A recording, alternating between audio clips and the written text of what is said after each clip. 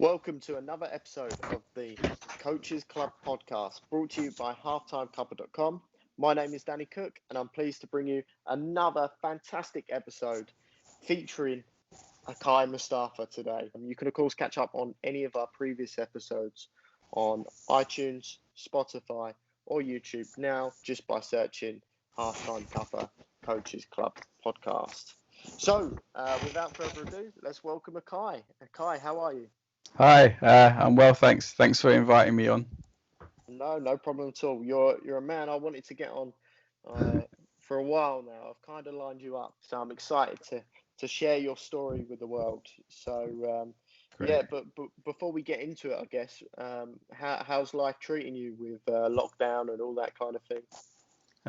It's I can't complain. It's obviously difficult because a lot of the things that I had in the pipeline have had to be paused. So I was in the process of launching a consultancy, but we had to delay the launch and the networking events that we wanted to run for obvious reasons. And I'm also in the process of moving abroad to the Netherlands. So all the bits and pieces I need to resolve before moving, they've all been paused as well. But I'm hoping to fly off in a couple of weeks and then resume normality in the Netherlands. Exciting times. So, Akay, let's delve straight into this. I want to start naturally with the beginning and how you got into coaching and why why you decided to get into coaching as well. To be honest, I've always loved football, always played it. It's been the one constant in my life growing up as well. Since I can remember, I've been involved in the game, mainly because my family's so into it. So no matter who you talk to, they wanted to talk football. But the coaching piece, wasn't really on my radar until I was playing for a club in the Turkish Community League, and they wanted to set up an under-16s team, and they were looking for volunteers to coach. And my cousin and I put our hands up, and we said we'll do it. And we did the first session, which was an absolute mess. But we bonded with the kids. We really enjoyed it. And bearing in mind, we were only, I think, 19 at the time. Oh, wow. So we were 19 playing, and we've been playing in the men's team since we were about 16, 17. So we felt like we were older than we were. But once we went to coach them, we remembered actually how young we were, because they were 15 and they were going through a lot of things that we were going through when we were trying to break into clubs and get trials and stuff like that. And we just enjoyed it, and it took off. We coached them for the whole season, won a few, lost a few, and then that's where it kicked off for me. I started to do research into other coaches and trying to find sessions, and wasn't as easy as it is now. The online presence for coaching material was huge, whereas back then it was a case of trying to find stuff and calling around and ringing friends that had coached in the past, and sometimes just making stuff up on a piece of paper. But it was a lot of fun. Just in terms of that, what would you say was probably the biggest challenge that you faced as a young coach, coaching players that were only potentially 3 years younger than yourself? Do you know, the biggest challenge was being able to answer their questions, because I think what we were good at was creating a nice environment, because everyone seemed to enjoy it. Our attendance numbers were really high. We didn't lose a single player, and nearly everyone came to every session. So I think we did that part quite well, and that was just because of our personalities as coaches. I think we were quite easygoing and we understood them. So being close in age, I think, helps with that. But the piece that it makes really challenging is that we didn't have the depth of knowledge to really sort of answer some of their big questions or to really develop them as players. So that was a challenge, trying to find things and understand things, and also to be taken seriously. We'd go to away games, and the opposition coaches wouldn't really take us that seriously. They were all in their sort of like late 20s, mid 30s, and there we were, these sort of teenagers trying to coach this team, and we found that a bit frustrating. But at the end of the day, that wasn't too bad. But yeah, the knowledge part, I think, was the biggest challenge. I'm guessing, in terms of what you said earlier, in how you overcame it, you spoke with other coaches, you had a look at resources online. Just in terms of the connecting with other coaches, how did you find that? hard, very difficult. Some of the work I do now is actually to help mentor younger coaches on how to network, to gain knowledge and to gain opportunity. But back then there wasn't the social media presence going on, so it was a lot of, so we would play a game, for example, and then we would sometimes speak to the opposition coach. So this was a men's league game just finished, we may have lost, and we'd be over to the coach saying, hey, hi, we're coaching at the moment, we wonder if you've got any drills or any ideas you can give us. It was a bit surreal, but that was how it was done. And that was very difficult for me because my personality doesn't lend itself to talking to strangers easily. So at that age as well, I kind of struggled with that. So it was forced, it was difficult, and we weren't getting what we needed. It just wasn't out there until I started to find some books, and there was a few books that kind of set me on my way. And I remember feeling as if, okay, now I've got something I can work with, which was great. At the time, was you still playing? Yeah. So I'd play on the Sundays in the Turkish Community League, and on the either Sunday afternoon or Saturday morning we would coach the under-16 game, and then we would train Tuesday and Thursday with our team, so we would play, and then we would coach, I think it was Mondays and Wednesdays. Did you find that sort of beneficial to your playing, having the coaching experience as well? 100%. 100%. If I could recommend anything to a young player, is try and coach a session so you can understand the things that you need to be aware of. Because, for example, I never knew to receive on my back foot. So every time I received the ball, it would be by chance if I was open to the field of play. So I'm really heavily left-footed. So if I was ever on the right-hand side of the pitch and I received the ball and I controlled with my left, I closed off half of my options every single time. And because I found that somewhere and I coached the kids that, I started to try and do it in the game, and it changed everything. Like, you've got twice the number of passing options, you've got more time. And I can give you many examples. So as I grew older coaching and I carried on playing, so I played till I was 30, 31. And I was obviously coaching at the same time. So if you can imagine 10 years plus coaching experience plus playing, I became a far better player through coaching. In terms of the other side then, was there anything that you picked up from the obviously whilst you was a coach, you were still coaching, but was there anything you picked up from the teams you was playing from and you just transferred it straight across? Sadly, the level that we played at, if you can imagine, it was lots of good players. So a lot of the Turkish Community League is semi-pro players from other areas who get paid to play again in the Turkish league. Okay, it's a bit of a strange cultural experience.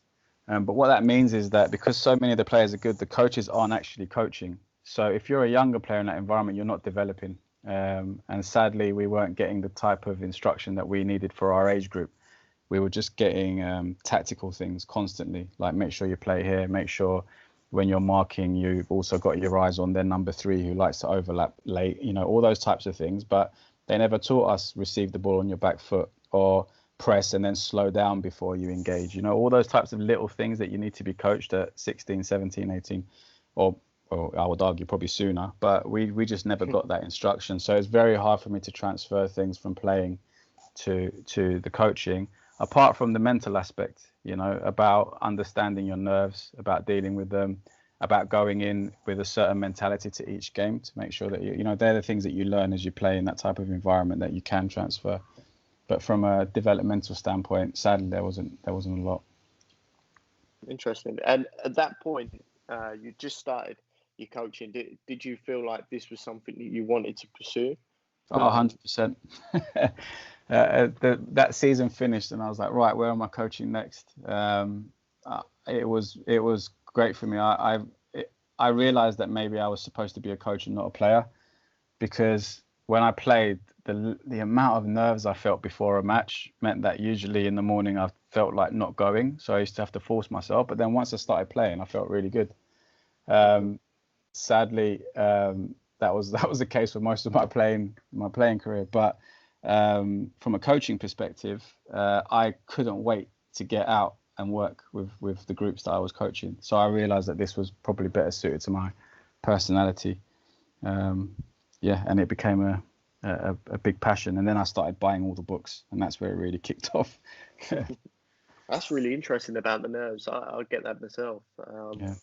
Probably not to that extent, but yeah, I don't know what it is, but there is a clear contrast between playing and I think coaching or reffing or anything else. I think that's why it's very important for people in general, young or older, to really assess who they are and what their personality traits are, and how their character is made up. Because if I'd have known that about myself younger, I think I would have taken a few different decisions, or I would have at least found coping mechanisms sooner. I can remember from junior school being in a school play and being physically sick and having headaches before performances, because that's just who I am. I'm naturally nervous and anxious about being in front of people, and I never knew that was like a personality thing. I just thought that there was something wrong with me, but so you push through and you get on with it. So if I'd have known that it's just the way I'm wired, and that I'm slightly introverted, and that when I'm forced out of my comfort zone, my body reacts, and it's the whole fight or flight experience going on in the brain, and I need to understand what all of it means, and that mainly it's a biological response, all those types of things. If I'd known that when I was 14, 15 and trying out for teams, things could have been different. I could have understood myself a bit better. But even in general career, I now know that I'm going to be nervous before a big meeting. If I'm going to present to 300-400 people, I know what's going to happen, and I have coping mechanisms. So it helps to understand yourself before you take on big things like that. Yeah, and that's certainly the essence of coaching, isn't it? Just self-reflection and self-awareness. Okay, the club you obviously started at, did they provide you with much support? Did they send you on any courses or anything like that? So the club that this was for, so my dad's from Cyprus. My mum and dad are both from Cyprus, and my dad's team in Cyprus, the one that he is his local team that he played for when he was younger, it's sort of semi-professional status because the Turkish Cypriot League hasn't got the funding to go pro. They set up a branch in London, and obviously I felt an affinity to it because of the family connection. So I was with them, and when they set up the under-16s team, I think it was just to tick a box. There wasn't really a plan in place. I mean, this club wanted a presence so that they could identify talented players and maybe take them to Cyprus. They weren't really thinking about, a youth program or things like that. So once I was installed there, it was kind of like I was on my own. I had to attend all the meetings. I had, the secretary meetings. I had to arrange fixtures. I had to book pitches. I had to contact all the kids. So the support was basically non-existent. So it was just me and my cousin trying to run it. At that point, you didn't need a qualification, or you needed a coaching qualification? No. So in '99, there was not real oversight on who delivered what. I didn't have any badges at that point. I didn't even know that there was courses, if I'm completely honest with you. I just presumed that courses were something that ex-pros did to stay in the game. Didn't think it was accessible to everyone. So, but in terms of support, minimal. In terms of how long you was there at the club, was it quite a short stay or a long stay? And what was your next steps, really? It was 1 year, because at the end of the season, we did ask for support. We did ask for other things. We said it was tough and we couldn't carry on. And the club just decided that they didn't have the energy or the resources to run it anymore. So they disbanded the group. And it was around then that I started to ask around to see if there was other places that I could coach. And funny enough, and I'd forgotten this until recently. I was just going, because I'm in the process of moving, I've been tidying up even my email inboxes, and I remembered that I actually coached a session for Tottenham Hotspur ladies when I was 20. I think it was June, who used to be the chairwoman for Tottenham Women. She allowed me to go and do a session because it was at New River Sports Centre. So we used to coach our under-16s at New River Sports Centre in Tottenham, and followed on directly after us was Tottenham Women. and I asked if I could do a session, and they said yeah. And I remember taking a session there, and then I started applying for jobs, but I couldn't find anything. I couldn't find another position for quite a while actually. So I was out the game in that respect. But I would just do the odd session for people. I would go and watch sessions and just try and build a network up. Obviously, you've gone through that sort of patch where you're not at a club or you're not coaching on a regular basis. What happens after that? Well, then it was just sort of back to playing predominantly with one eye on coaching, and I was trying to do some research to find out how I could get in, and that's when I discovered the FA Level 1 and things like this. But during all of this stuff as well, so I was finishing up at uni and I applied for my first job, and that was at the American School in London, and I was going to be the media centre coordinator there. So if you imagine, I've spent a few years trying to sort of get to grips with things. I found the level 1, but couldn't find out how to get onto it. No one wanted to answer my calls, and no one was getting back to me via email. So I went to the American School in London, and they said, "Hey, we want to hire you, and if you want to coach sports, that's what we need here. We love for people to coach." And I thought, this is great. So I went in, and they gave me what was a JV football team there, which is the equivalent of an under-16s. And I met a guy called Martin Hackett, who was coaching the varsity team, which is the under-18s. And he just became a sort of mentor. He helped me navigate the system, how to get qualified, who to talk to, how to find other jobs, and so on and so forth. A bit about Martin. Martin obviously had a pretty decent coaching background, didn't he? He did, yeah. I think he did Wembley for a while. And he's also a scout for Arsenal for a few years. He also took Lloyd Sam from the American School in London to Charlton and helped him kick off his career. So, yeah, he was well connected in the game. What was that dynamic like? Did you often go and have a chat with him? Was it a sort of a number that you could text anytime and he'd always pick up? How did that relationship work? Martin was old school. So it definitely wasn't the type of mentorship relationships that you might imagine now, but it was still as effective and as powerful. It was basically the bus ride to and from our training facility. So we would collect the kids at the American School in London, then we'd get on a bus and travel up to our training facility, which was about half an hour, 45 minutes away. And that was the time that I asked all the questions, I took all the notes. And it's one of those things, and this is something that I pass on to some of the people I work with now, is that you should always ask for advice. You should always listen to all of it and then take from it what you feel suits your belief system and your own position.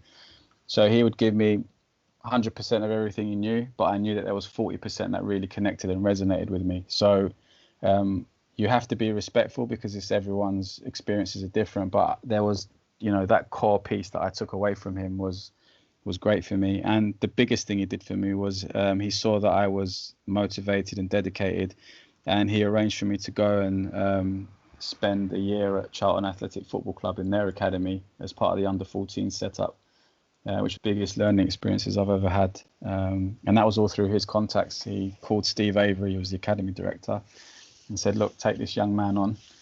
And it was at a time when I couldn't even get onto the UEFA B, and he made a few phone calls and got me onto the course and helped me with that as well. Yeah. We'll come on to your Charlton experience in a bit, but I just want to sort of revisit your JV boys and you sort of entering that position. When you saw Martin, did you kind of visualize yourself taking on his role maybe later down the line?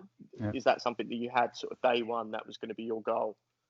Not day one, but by the end of the season, definitely. When I first went into the sub, I didn't understand how it worked. I just thought I was being given a team. I didn't understand that the teams were connected. I didn't understand that the players that I work with would then go on and work with an under-18s.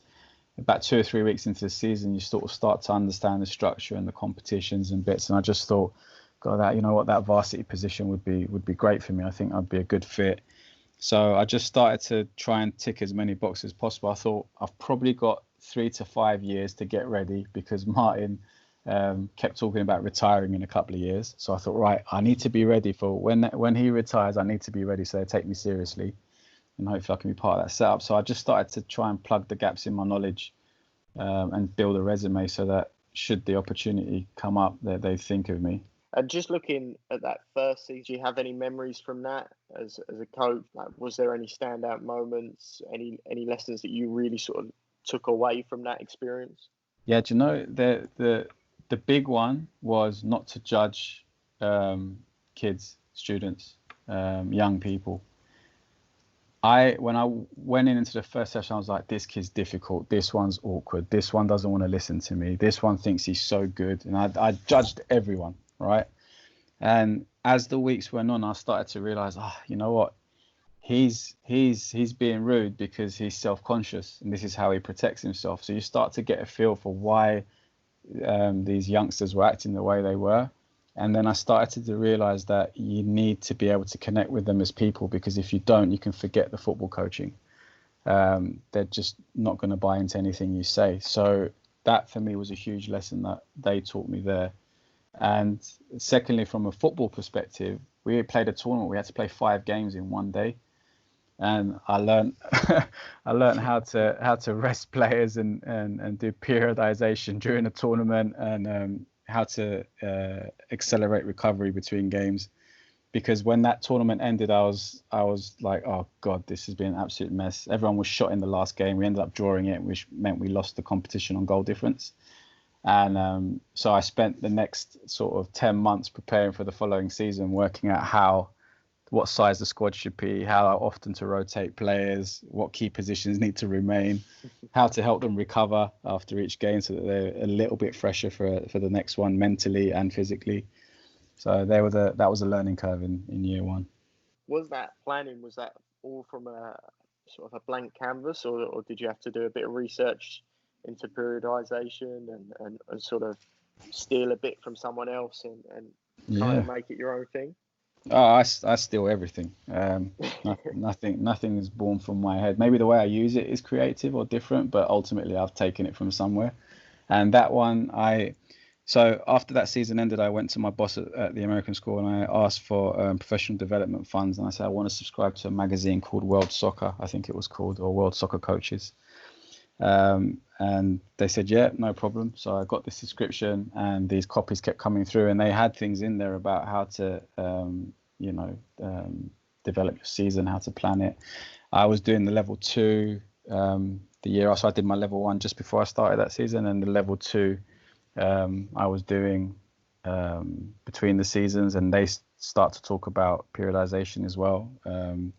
So I was picking up bits and pieces. I remember buying Louis van Gaal's book. I think it was The Philosophy of Coaching, it was called, or Philosophy of Ajax Coaches. That blew my mind. So it was, I stole from a lot of places and I built something that suited the group. Yeah, having heard that, it sounded like you were well supported at the American School in London, to go and sort of expand your knowledge and go from there, really.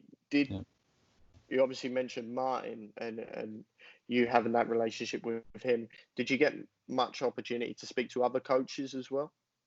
Yeah, so there was Martin, who was the varsity head coach, and then his assistant was Andy Patros, who had played at Crown and Manor and had been in and out of clubs on trial, and a few of his friends had gone pro.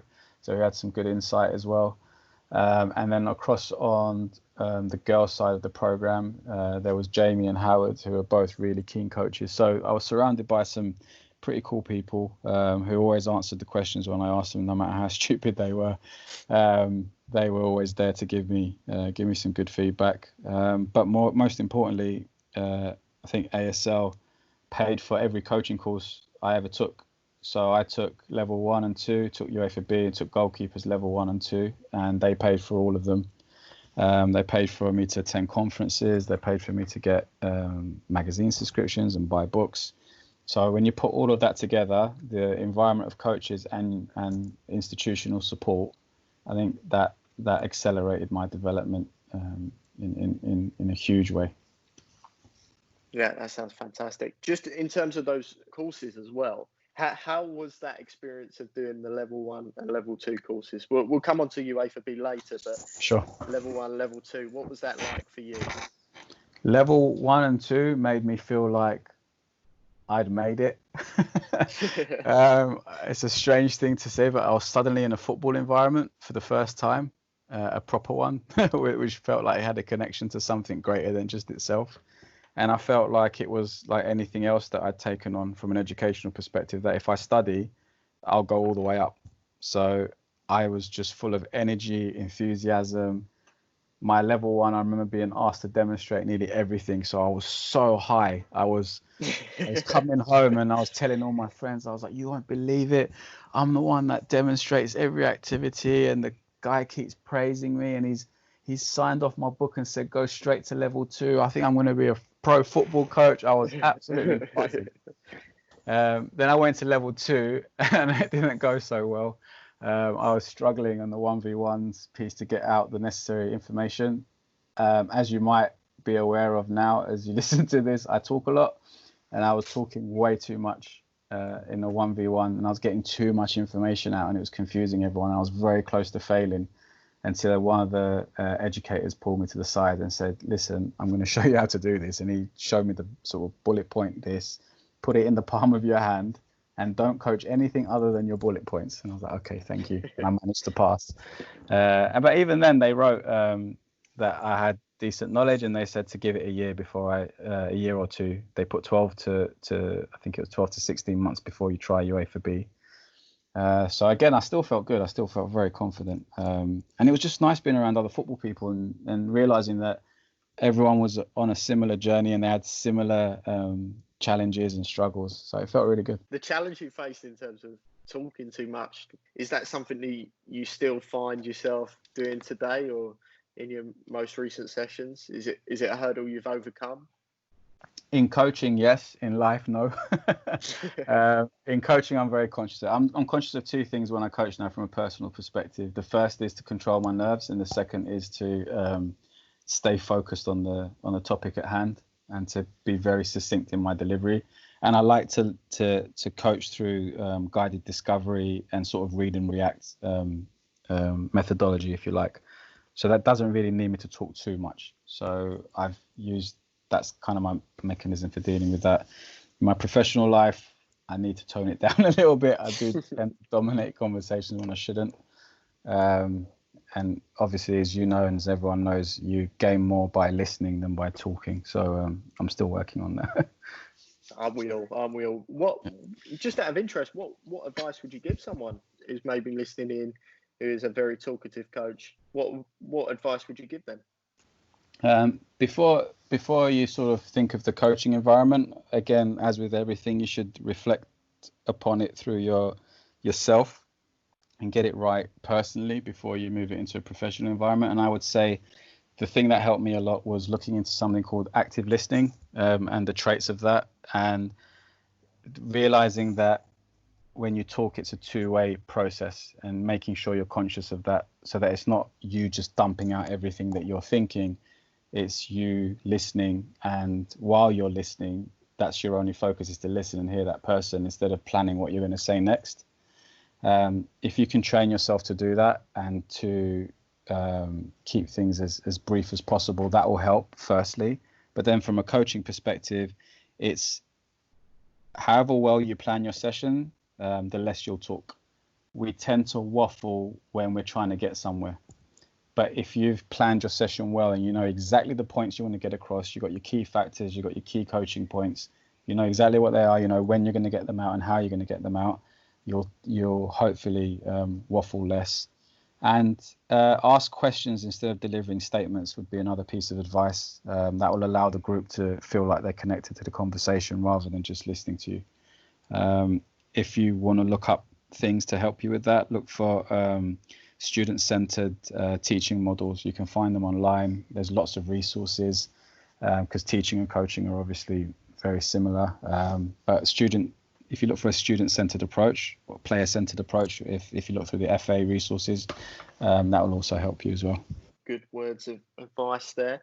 You mentioned it there, coaching and teaching, very, very similar. Did it ever sort of appeal to you, potentially doing some teaching?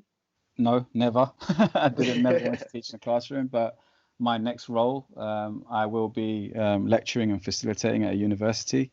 Maybe it's slightly different to classroom teaching. We'll see. I don't know yet.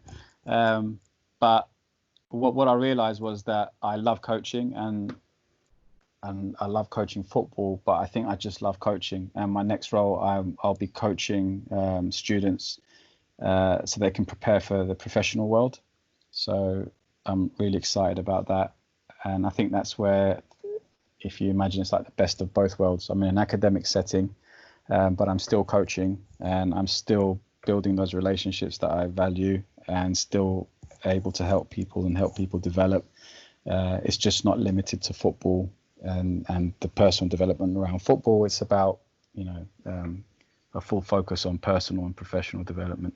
Okay, so from there, how long was you at ASL for, and what was sort of your next step in your coaching journey?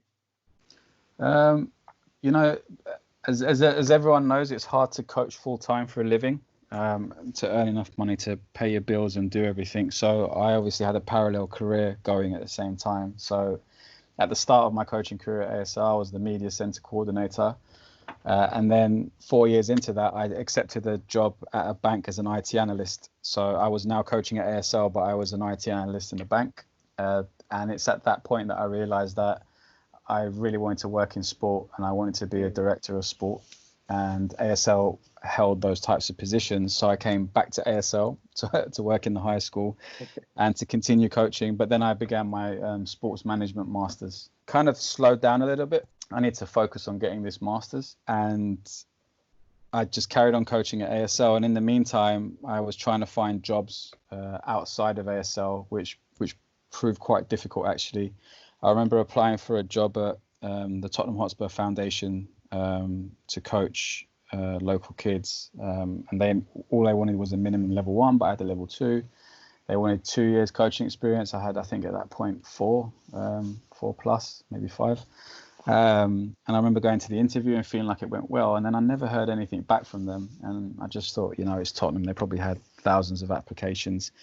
Then I applied to Fulham and I got the interview and I got given the job. And I went to my first session and realized that I was babysitting an after school club. There was only 2 or 3 footballs. There were hardly any cones. We were in a playground and the kids were just basically running around and I was supervising them. So I mentioned that to my supervisor and he said, yeah, that's pretty much where you've got to start and then you can build yourself up from here. And I said to him, look, with all due respect, I know I'm still in my probation period, so maybe we can take the decision now. I don't think I want to continue in this, and I'll stay as long as you need me, but the sooner I could leave to find a position where I can actually coach, it'll be better for me. And he 100% understood. He was happy to release me straight away. He even said he'd give me a reference if I needed it. So that was me trying to find things to go with what I was already doing. It was just proving really difficult. Just on the banking sort of career switch there, how did that come about? And then secondly, how did your day look, especially with coaching at ASL? Like, was there much of a balance going on, or was it a little bit hard to fit in? So the job came about, and I've said this to many people on many occasions. I've only ever applied for my first ever job. Everything else has come by through either networking or someone recommending me, or things like this. And the bank job, I went to my friend's leaving do, who was working at that bank, and I got talking with the vice president. I told him what I did, and he said, we are desperately looking for a Turkish-speaking, English-speaking technician, and we're looking for an IT analyst to do a disaster recovery program. And he said, I think you might be a good fit for it. And I was like, no, I've got no interest in that. He said, no, please just come for an interview and then we'll make you an offer. Then you've got a decision to make.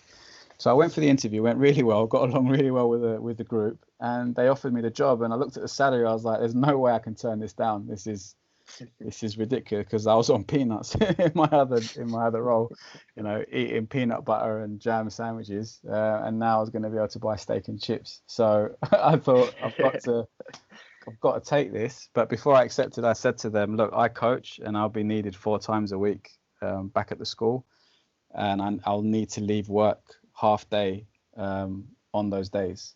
Are you willing to let me do that from August to November? and then I'll make up those hours in the rest of the year. And they said, yeah, no problem. And they signed off on it. So I bought a moped so that I could get from the bank, which was in Bank in central London.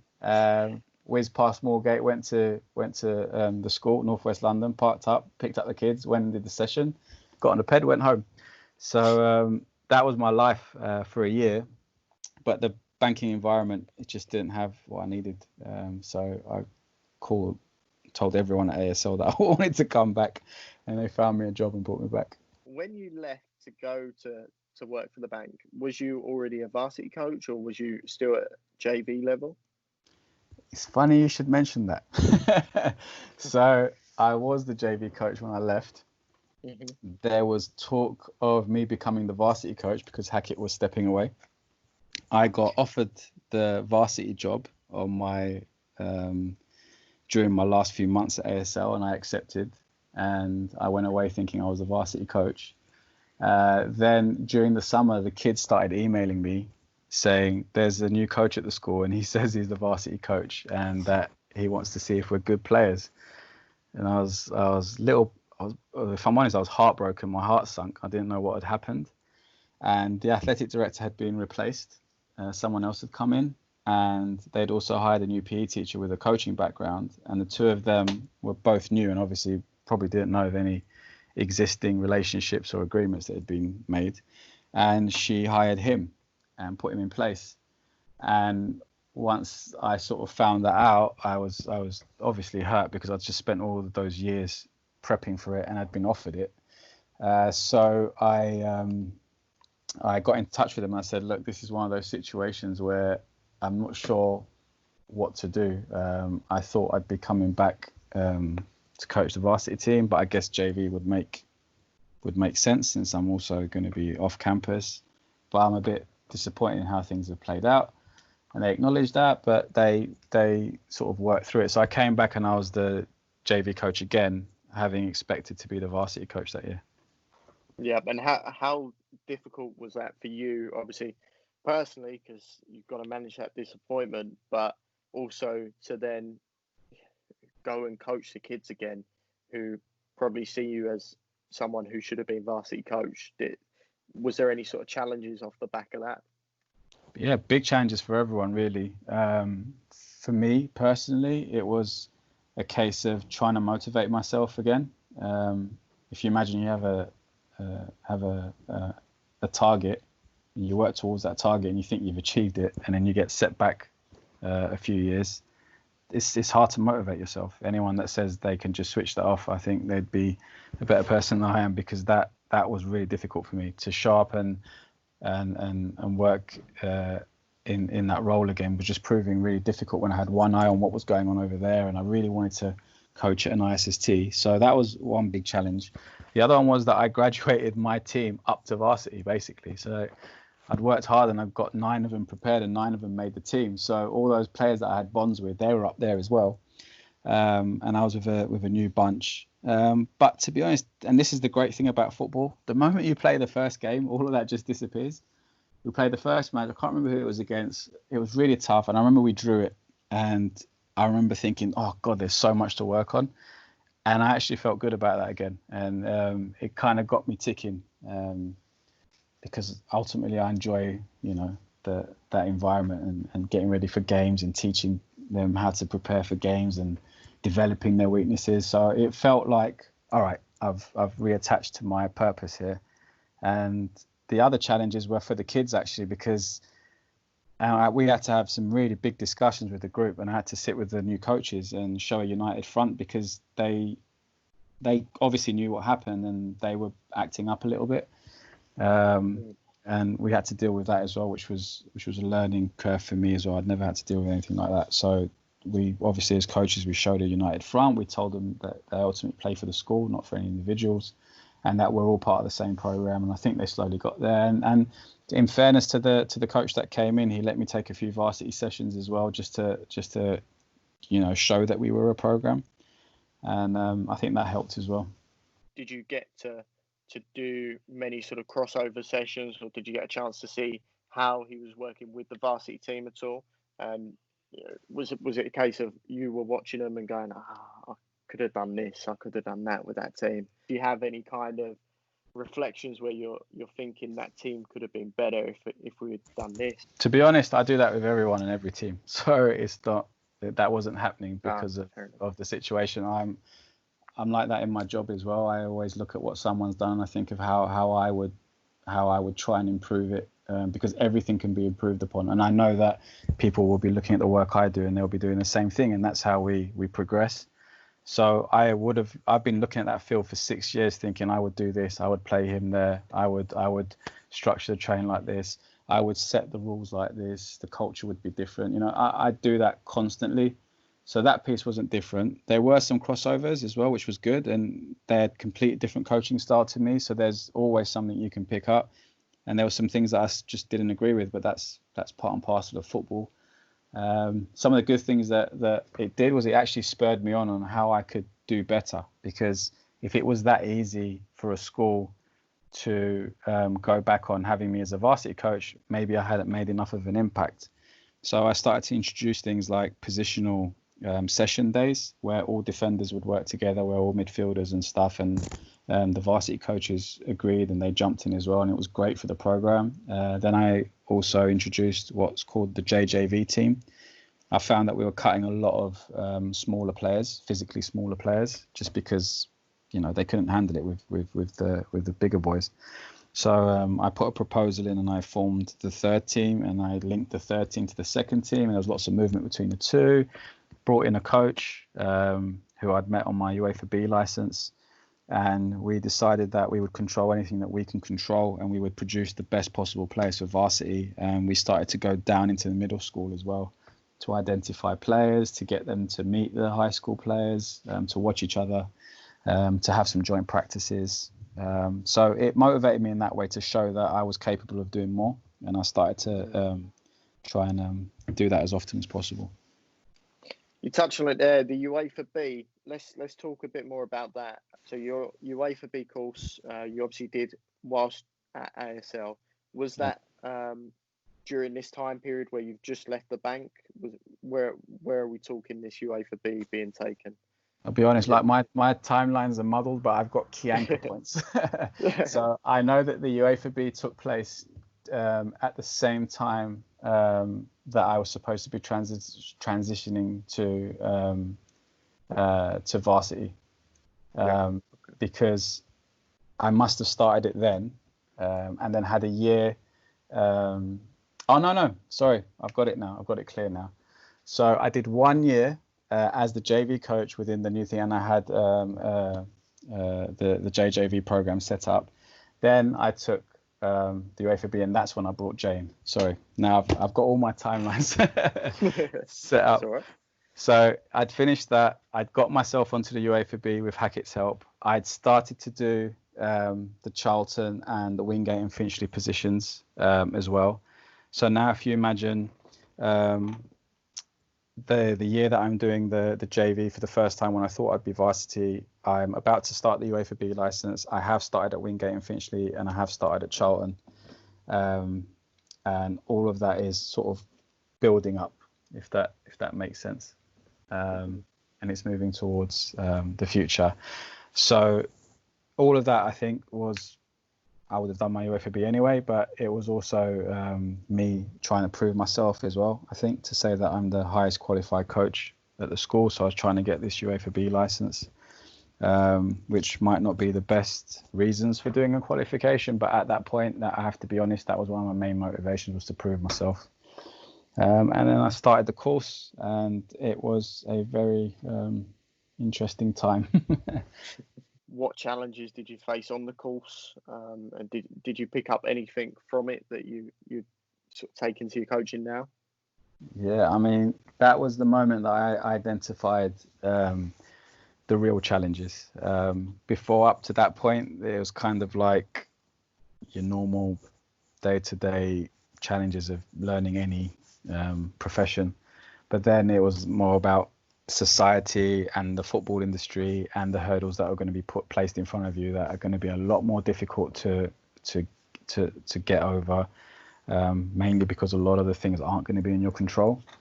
So in that environment, the first thing you notice is ex-players are treated one way, and those that haven't played semi-pro or pro are treated another way. And immediately I was put into a group with people who hadn't coached much in the past, who weren't that keen, who obviously hadn't invested in their professional development, and weren't as knowledgeable, but were highly passionate and really wanted to coach. So they needed guidance. So that was one group. And the other group was quite knowledgeable because they played in the past, and they all seemed to know each other, and they didn't need as much support. So that was the other group. So on the face of it, you'd say that probably makes sense to divide the groups in that way. But what we found was that the ex-pro group were actually getting more support, more information, being assisted more, and we were kind of left to our own devices a little bit. And we were just struggling to be taken seriously. We were doing mock assessments and we weren't really being watched. And when we asked people to jump into our sessions, they weren't really trying their hardest. And it was at this point that I spoke to Martin Hackett, and I said, look, Hackett, I'm in this situation. I'm not being taken seriously. I feel like I'm better than some of these guys, but no one's really giving me a chance. And he said, he goes, you're at Charlton, right? And I said, yeah. And he said, when you're at Wingate? And I said, yeah. He goes, have you worn your tracksuit? And I said, no. And he said, well, first wear your tracksuit, show them that you're not, that you're connected to real football clubs, because that will buy you a little bit of favour. And I was like, okay. And he said, and I'm going to make a phone call as well. And I said, okay, thanks. And he called me back an hour later and he said, buy a really nice bottle of red wine. And I was like, okay. And he said, write on it, to Mark from Martin, hope you're well. And I was like, okay. And he said, I've just called him. I've had a chat. I've told him about you. And if you take him this from me, then he'll know that it's you that I was talking about. And I was like, okay, cool. So I wore all my gear, bought a bottle of wine, went out and I said, hi, Mark. Hackett gave me this the other day and told me to give it to you. And he went, oh, you're Akay. I'm like, yeah. He goes, oh, he's spoke really highly of you. And why don't you tell me you were doing some bits at Charlton and at Wingate? And I said, it just never came up. And he said, no problem. And suddenly I was being asked to demo things. I was being asked to give feedback. I was being given more feedback and being supported more. So that opened my eyes to what the football world was. And I was like, oh, okay, this is how it works. this is how it's going to be. And that's where I met one of my good friends, Jay, who was also in the same group as me, but he was doing bits and pieces for Luton. So he started showing up in his Luton gear. and we were all right after that. We were flying. It's so interesting hearing this because we recently spoke with Saj, obviously a coach that you know well, yeah. And he was talking to us about his UEFA B experiences, and he obviously mentioned about the tracksuits and sort of said that there was two clicks in that sense, like you detailed, and he said it was really difficult to kind of break those boundaries between the tracksuit coaches that obviously thought that they'd made it, and those who were just there in general coaching gear. And obviously you've got the added equation of some pros on that course as well. So I guess really, if you was going on the course right now, what sort of advice would you give to a coach to kind of bridge those gaps and basically find themselves in the best position? To be honest, so mine was years ago, and I hope that it's changed a bit. I'm not too sure if it has, but hopefully it has changed. The biggest issue that we have with the UEFA B, that it wasn't actually a course. It was just a series of examinations, which meant that you weren't being taught anything. So if you came in there hoping to learn, as I believe Saj was there hoping to learn, you're not given anything to learn. And when you're not given anything to learn, and you now have to demonstrate your level of understanding, it's very difficult, because now you're drawing on a limited experience that you've had in grassroots football. So that's the first thing that I would say about the structure and why it used to lend itself to those clicks. I really don't know if it's still the same now. But let's also not be naive about other things. We keep talking about having ethnic minorities coaching sport, but if an ethnic minority experience is like mine and is like Saj's, why would you continue coaching? If you show up there, if I never got the advice I did from Hackett, I may have been so discouraged by not getting my B license and not being taken seriously that for me that would have been the end of it. And you can argue that it wasn't your race or ethnicity that caused that situation, but at the same time, it's a series of things that have brought you to that point in your life, and at that point that might be where you need a bit more support and you don't get it. So it's very easy to create what they now have is like a BAME funding system to get the coaches onto the course, but once they're on there, they need to feel valued and need to feel part of something. So again, I haven't been on a course for a while. I hope that's changed, but that would be why Saj and I had those experiences, and Jay as a black coach similarly. So there's 3 of us there. We fit the BAME category, which isn't my favorite label, but and we all had very difficult experiences. But if you look at the 3 of us, one went on and still works in a very high level in football. One of us went on and worked to a reasonable level in football with some pro clubs, some semi-pro clubs, and the other one has stepped away from coaching completely.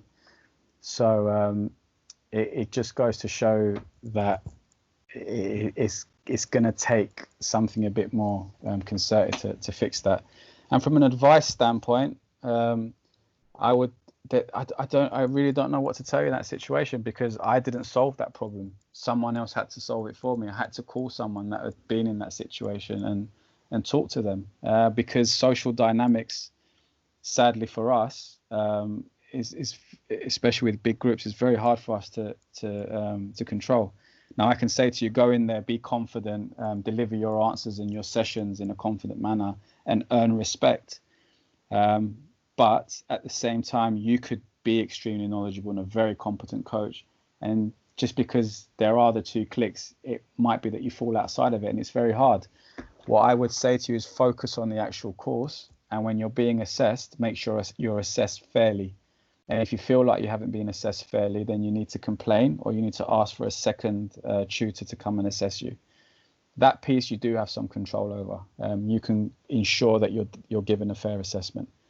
But about feeling integrated, about feeling connected, that part, honestly, I wouldn't know what to say to anyone. Just in terms of the pros, or those who have obviously played at a decent level, would you say it was probably a bit of vulnerability why they wouldn't sort of accept you or accept those from a non-playing background as much as obviously their peers?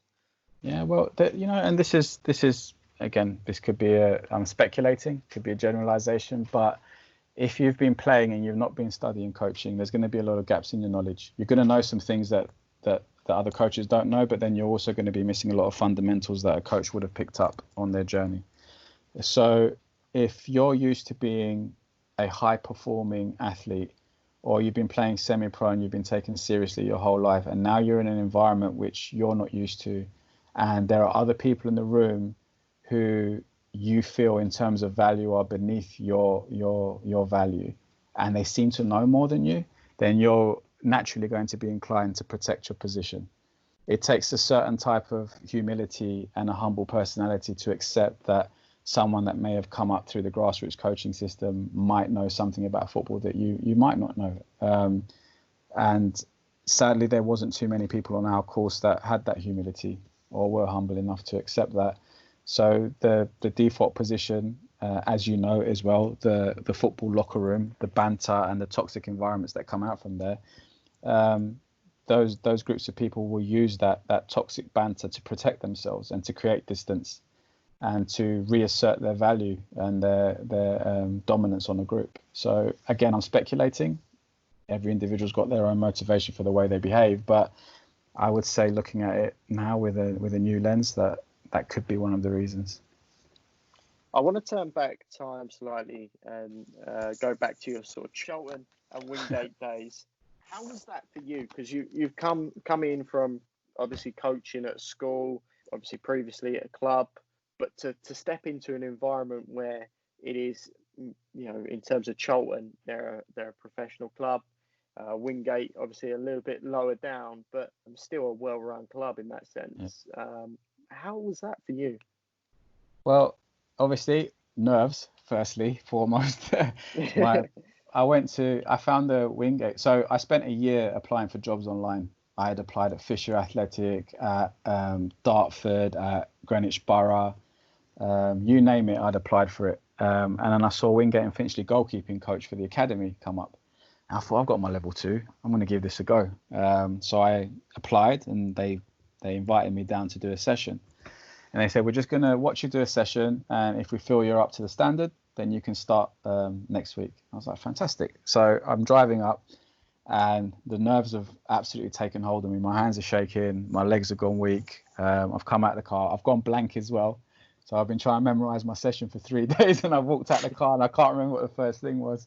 And I'm just walking towards the chairman who's at the ground, and he's like, are you okay? I'm like, yes. And he went, I'm Aaron, nice to meet you. We shook hands. He was really nice, actually. He set me at ease. He was like, look, just enjoy yourself. One of the goalies is my son, which is why I'm down here. So let's see no what pressure. let's see what you're about, he said. I was like, okay, cool. And and this is the way I work. So it's all nerves. Then it starts, and this adrenaline rush comes, and I'm okay, and I'm away. And I had a really good session. I really enjoyed it. And he shook my hand and said, right, you're in. You're the goalkeeping coach. And I drove away thinking, oh, yes, finally got a proper club on my CV. This is great. Started getting really excited. Got a phone call 3 hours later saying, our under-14s coach just quit. Do you want the under-14s job as well?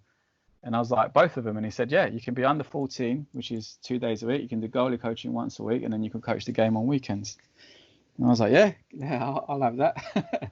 So I started coaching under 14s. And the first thing I realized after the session, I looked around, I watched a little bit of the under 15s that were just after me. I watched some of the under 16s that were on another pitch. And I just thought, oh my God, this isn't as intimidating as I thought. Like, I can hang in this environment. They're not, I just presumed that everyone at these clubs were just these incredible world-class coaches. And I showed up, and they were just like people like me that were passionate and had done some homework, and they were asking each other questions, and some drills looked good and some drills looked really messy. And I just felt like, oh, I could do this. I think I'm going to be all right here. So yeah, that was my first Wingate experience. Wow. And that all came from you sort of saying yes to an opportunity that sort of came off as something else. Yeah, that's incredible. Is that something that you would give as a piece of advice to young coaches or new coaches in the game to seek these opportunities? Do you know if you've ever heard that saying, fake it till you make it? Now, I'm not saying like go out and mislead people and get jobs, but if someone deems you worthy enough for an opportunity and they offer you something, just back yourself and give it a go, because a lot of people that are doing those jobs, they're just the same as you, but they've done a bit more homework, or they've had a little bit more experience. So there's a lot. I've got so many friends, especially in coaching, actually, they got offered big jobs. Like, we're talking key positions in the academy, and they said, oh, I'm not ready, so I turned it down. And I'm just thinking, how do you know you're going to get that opportunity again? It's such a cutthroat environment that just take it, learn on the job, and all the skills that got you to where you are and got that person to offer it to you, use those skills to learn the new job and to function in it. And if you're a facilitator rather than someone that's got a top-down approach to leadership as well, if you get offered the leadership role, facilitate and support the group so that they can give you the input you need to be successful. But short and long of it is, if an opportunity comes up, you've got to take it, I think. Just jump in and do it. So obviously you finished that season with the JV team. How did it go from there? Did you end up the following season being a varsity coach, or was it a bit more of a waiting game? So what I did actually, so the season ended and the structure was in place, and we just set up the JJV team, if you remember. And what I said to the athletic director at the time was, I don't think I'm going to do JV next year. I want to go down a step. I want to do JJV, and I want to bring in another coach to work with me. And I want us to work solidly with this group, because that's the entry point into the high school program. And I feel like if we get this right, because we had a very young JV and there wasn't too many leaving varsity, so the likelihood was that the same kids would stay at JV for another season. And we were about to get a whole group of freshmen who are sort of 14-year-olds that we could really impact, because what was going to happen the following year was that a lot of seniors were going to graduate. So that JV team was probably all going to move up at once. My plan was that if I worked with this group as freshmen, then we could move up with them into JV. and really get 2 good years of coaching with them and get them ready. So I proposed that, and on top of that as well, I thought I would be continuing with my Charlton and Wingate commitment. So I wanted fewer days at the school as well. So all of that came into my thinking. So I actually took a step down. I went down to the JJV level to sort of start building something there. And you was with them for a season, I guess, and then you moved up with them? So what happened was we had a season there. Incredible crop of players came through. They were fantastic, really. And it was the first group that had come up to the high school that were genuinely crazy about football. So we spent years trying to indoctrinate them in the middle school. You've got to watch more games. You've got to go and play grassroots. You've got to go to stadiums and things like this. And that group finally came up, and they were just football mad. All they wanted to do was talk about football. And we were coaching them, and Jay and I, who were coaching, we were like, oh my God, there's like 4 kids here who could probably go straight to varsity next year. There's some real talent here. So everything was happening, it was going on, and then unexpectedly, the varsity coaches decided to step down, and I got the phone call. They said, "Hey, both the coaches are stepping down. Would you like to take the varsity role from next year?" And I said yes, and we went up, we moved up, and I took Jay, who came to assist me at the JJV level. I took him up to varsity with me. Did a double jump there, like Yeah. Wow. In terms of like as well, you've had experience of coaching at all 3 levels, and we'll touch on varsity very, very shortly. But what was the difference for you coaching a JJV side compared to a JV side, and then obviously a varsity side as well? Probably the confidence of the players. At JV, they all feel like they should have made varsity. So they're a little bit more confident, a bit more cocky, which is nice. It's good. It's good that you've got that ego about you, as long as you know to work for what you're aiming for. But the JJV ones are like these wide-eyed, they're like just showing up in the high school. All these 18-year-olds are like, they're showing pictures with 18-year-olds and, and setting up equipment and things. And they've gone from being the oldest in the middle school to being the youngest in the high school. So they're a very different type of ego that you're dealing with. But that's the main difference. And then to be honest, at ASL, all of the students, they were sponges. I don't think I've had a bad crop who didn't really connect and didn't want to learn and improve. So from that aspect, that was the same. And then our opponents weren't that great, so we got to really experiment with things. And we were playing how Jay and I would envision a varsity team playing. We put 3 at the back, put 4 across the middle, 3 up top, and we played like fast tempo football, which went wrong a lot, and we conceded a lot of goals. But they were learning it, and it was good. It was really good. It was good fun. What was the buy-in like from the parents? Was that quite an easy buy-in to get?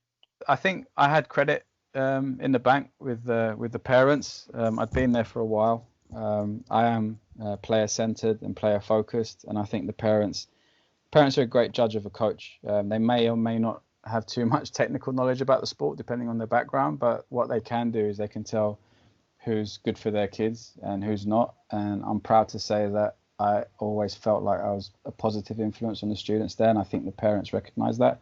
So I always had credit in the bank, which meant that I could take probably more risks than a coach coming in and get away with it, and I did. And thankfully, parents were always supportive. And how did that season go for you guys? That first season as varsity coach? It was horrendous.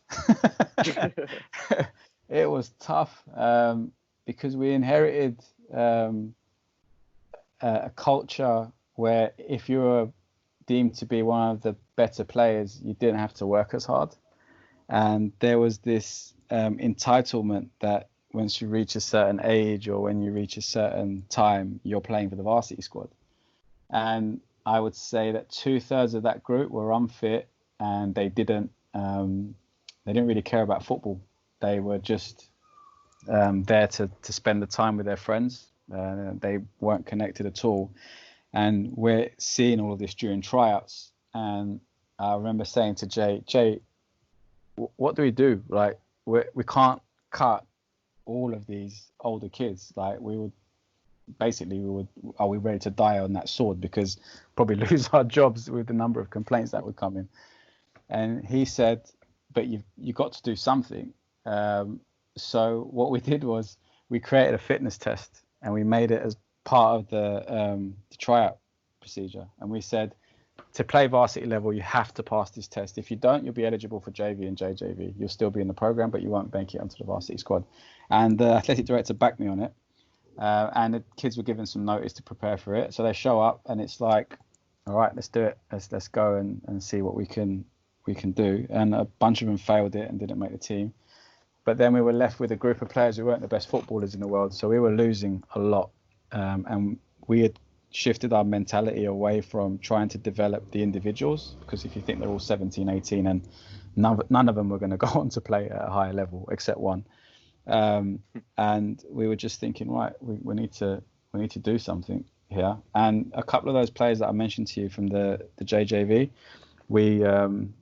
a couple of players that were part of the first ever JJV, so the season before that we set it up, they were now on the varsity team. And we were like, okay, so these are kids that we've been coaching and we've had the handover. They know the way we want to play, so we can put them in.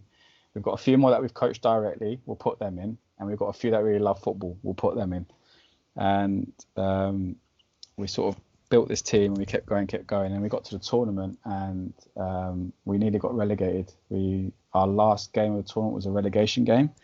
And the kid that was part of the first ever JJV team that I'd set up a few years ago, he ends up scoring a goal that kept us up. And we knew that once we stayed up and once we graduated the old culture, we were going to be all right. And it proved to be the case. How satisfying that must be for you to obviously have that kid score the goal that kept you guys up. Wow. It's my favourite story, because, and it's not because, oh, look, I set up the JJV team and the kid. It was because it highlighted everything that an organisation and a programme should be about. Because I obviously had to fight to get that team there, and there was a little bit of resistance, but the athletic director was strong and was like, no, let's do it. Because other sports were worried that if we had another team, we wouldn't cut as many players, which means that their programs might suffer, because volleyball and cross country relied on a lot of the athletes that we didn't take for football. But I pushed, and the athletic director got behind it, and we did it. And I said, look, this is what a healthy program looks like, because the kids that stayed in that JJV program would have been cut, would have never played football again. And this school probably would have gone back to being a Division 2 school, and it probably would have been even harder to create the culture that we want to create under those circumstances. So all of that felt really rewarding, and the fact that I was allowed to, for the first time, sort of connect teams to each other, because that wasn't present in the past. Everyone kind of did their own thing, like each team played their own formation, one style. But we linked JJV and JV, so it was continuous 2 years of education in the same way of playing. So it just felt like vindication for all the fights that we'd had in the past. I was like, there's proof that it works. So all that hard work, yeah. Yeah, it was really satisfying. Before we move on, at the time, was there many other schools with a JJV side? Nope. The first year there was none. So we ended up having to play anyone that was willing to play us, and we didn't have an end of year tournament. In fact, we only had, I think, 3 or 4 games the whole season. It was against JV sides and a British side who absolutely destroyed us. We invited an under-14s. I can't remember which school it was, but it was near Stanmore, and they just came in, absolutely tore us to shreds and left. And all the kids said to us, maybe we shouldn't play any more games. We were like, no, you learn. This is what this is about. But inside, we're like, oh my God, we've been absolutely destroyed. What are we doing? So it was difficult to get games and get it going. And there was talk of scrapping the program. The then varsity coach was wondering if it was worth it, and some of the parents were wondering if it was worth it, and the athletic director was shaking a little bit. I was like, no, let's persevere, give it another couple of seasons. Thankfully, it went a bit better after that. It paid off in the end, didn't it? So all worth it. So what's your next steps from there? Obviously we went to the varsity team, and that's when we decided that we were going to rebuild the expectations of what it is to be a varsity athlete. So Jay and I designed some non-negotiables. We created some rules for every session. We also created rules that should be followed from varsity all the way down to the under the 13s, and yeah, we started to try and build a new way. And Jay was bad cop, and these kids had never had bad cop in the sports program. Everything was really nice, and coaches just let him get away with stuff, and it was all just a very chilled environment. And then suddenly Jay showed up, and he does not suffer fools at all, and he was tough. He was so tough on everyone. But ask any of them who had the biggest impact on them in that season, and they would all say Jay, because he started to hold them to account, and they started to realize what they were capable of. So there was a culture shift there, and that season we finished 5th comfortably. We could have actually played a semi-final, but we one of the schools dropped out just before the ISCT started, and it forced us in the rescheduling to play 3 games in the first day. And the last game we were just out on our legs, and we just needed a point to get to the semi-finals, and it was 1-1 with a minute to go. No, 0-0 with a minute to go, and they scored and denied us a semi-final spot because they only played 2 games. They had fresher legs. But we ended up winning the next games, and we ended up finishing 5th, which wasn't too bad. But yeah. How tough is that when you with a side that have literally within minutes of reaching their goal of either a semi-final or it could be a cup final? How tough is that to motivate those players to go and play again? Well, the thing is, our approach the whole season, and it's kind of been my approach before, is that we focus on each game, and then we look at what's needed within that game. So to be honest, they were very disappointed because we all thought we would medal. We really thought that we would get at least a bronze. We felt confident that we were playing in a way that could get that. So we felt really hard done by, and as coaches we thought we'd tap into that, and we fueled them and we pumped them full of that feeling of injustice. And we said, don't let this injustice be the reason that we go down, because we had to then play another game, and if we'd have lost that, we'd have been in the relegation game. So we said, don't let that feeling of injustice be the thing that relegates us. If we're going to get relegated, we get relegated because teams are better than us, not because we were upset because we lost the match. And they showed up in that next game, and they played really, really well. And one of them actually said it when they came off the pitch. They said, if there's a better performance than that, then show us. We should have been in the final. Because they were really upset. Why were they forced to play 3 games with no notice? So 5th place finish. Yep. A clear progression now. Yep. What happens going into the next season? Yeah, so the following year, a lot of the younger players from the team that finished 5th were now the older ones, and they were the ones that we've been working with, and this was the 3rd year that we've been working with them. So they were now up into the key leadership positions, and we had a really bright crop of young players that came through. 2 of them were at pro clubs on trials. All of them were being watched by university. So it was, but they're all young. They're all freshmen, right? So we took 4 of those freshmen, put them into the varsity team, and then we ended up in our home ISST. We made the final, and we lost 1-0, and we hit the post and the crossbar. We only conceded 2 shots on target, and one of them went in because of an error. But we had it was a young team, and if they were a little bit more mature, we may have actually, if you stayed a bit calmer in the final third, we may have won that. We had a 1v1 in the last minute from one of the freshmen that came up to the team in the last minute because someone got injured, and he's burst through. He's 1-on-1, and all season he's been scoring them. And on that one, he just clipped it, and the goalie got fingertips on it and pushed it wide, and that was it. That was the last chance of the game. That must have been hard to watch. It was. Just as well, you're coaching in a home ISST tournament. So for anyone who doesn't know, that's the tournament they play in, and to have it hosted at your own venue. Did you have any pressures on you at all?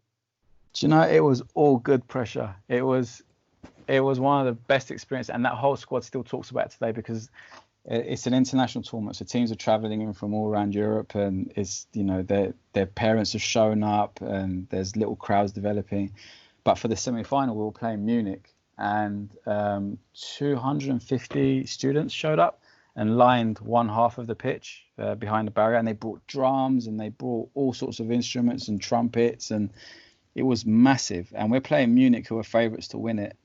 And our captain also came up through the JJV program, incidentally. We'd been working with him for 3 years because his bilateral sort of movement, so the coordination of hand and foot, needed some work because he had fast twitch fibers. He was powerful, but he just couldn't get the coordination right. So for 3 years, we've been working on his coordination, and it's 0-0, and he gets the ball on the halfway line, and he muscles someone out of the way, and he sprints full pelt in the smoothest fashion you can ever imagine towards the goal and smashes it into the top corner, makes it 1-0.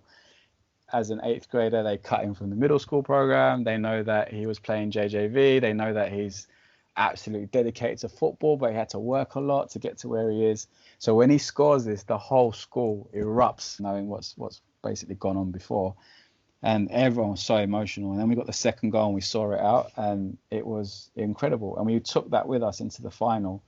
And we really thought that this was it. We were going to do it. Again, I was nervous as hell before the final. And so were all the players. And if I look back on it now, the one mistake that I think I made was that I shouldn't have attacked from the first whistle. Even though that kind of goes against me as a coach fundamentally, now with a bit of maturity and now that I understand the game a bit better, I think the first 10 minutes we should have just stayed really tight and just kept the ball and settled into the game. Instead, we went for it, and everyone's legs were still jelly, and we got caught out from a bad throw-in, and the goalie's hands were still jelly, and it was all just a messy goal, and it went in, and there was no need to concede it. And if I could replay it, I would have made it a lot tighter in the first 5-10, and then started to play afterwards. But yeah, you live, you learn. Okay, that brings us to the end of today's show. Hope you enjoyed listening in to our chat with Akay Mustafa, and keep your eyes on our social media for next week's episode, which will be obviously part 2 of our conversation. And if you haven't already done so, you can of course follow us on Twitter using our handle at halftime, all one word, and _Cuppa. And of course, you can follow me on Twitter as well at DannyCook1996. You'll find out Akay Mustafa's social media details in the following podcast, but his agency is Revolve Sports. So if you just type that into Twitter, you'll obviously find that, and their website is revolvesports.com. So just type that into Google and I'm sure it will come up for you. As mentioned at the start of the show, all of our previous episodes are available to catch up on. They're available on all our podcasting platforms, so Spotify, iTunes, also on YouTube as well. And if you can't find any of those, try our website at halftimecuppa.com. So until next time, stay safe everyone, and hope to see you for part 2 next week.